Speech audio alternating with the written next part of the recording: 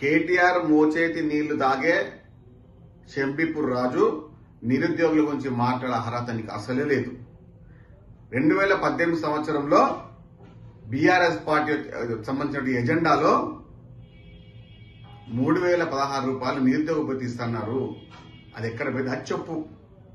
అది చెప్పకుండా నిరుద్యోగులను మరొకసారి మోసం చేయాలని, యువతని మరొకసారి దగా చేయాలని చెప్పి బీఆర్ఎస్ పార్టీ చూస్తుంటే దానికి ఈయన ముఖ్యమంత్రి రేవంత్ రెడ్డి గారి పైన సవాల్ వదులుతున్నాడు. అసలు నీ అర్హత ఎంత? నీ స్థాయి ఎంత? నువ్వు చేస్తున్న మోసాలు అన్ని కాదు, కబ్జాలలో గాని ప్రభుత్వ భూములలో దోచుకోవడంలో గాని షంబీపూర్ రాజు దిట్ట. ఇంకా ఈయన మాట్లాడుతూ ఉన్నాడు కళ్ళబొల్లి మాటలు, కబూర్ల మాటలు. షంబీపూర్ రాజు నీది ఆ స్థాయి కాదు. అక్రమదారుడు, భూ కబ్జాదారుడు షంబీపూర్ రాజు. నిరుద్యోగుల గురించి మాట్లాడే అర్హత లేదు, కేటీఆర్కి లేదు, కేసీఆర్కి లేదు. 2018 సంవత్సరంలో మీ పార్టీ యొక్క మేనిఫెస్టోలో 3016 రూపాయలు ఇస్తున్నారు కదా, అది మాట్లాడకూడదు. ఎందుకు 5 సంవత్సరాలు ఇప్పుడు వచ్చి మాట్లాడుతున్నాడు. ముఖ్యమంత్రి రేవంత్ రెడ్డి గారు వచ్చిన 2.5 సంవత్సరాల్లో 79,000 ఉద్యోగాలు ఇచ్చింది.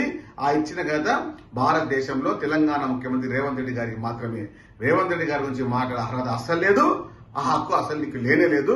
షంబీపూర్ రాజు ఖబర్దార్ అని చెప్తున్నాం.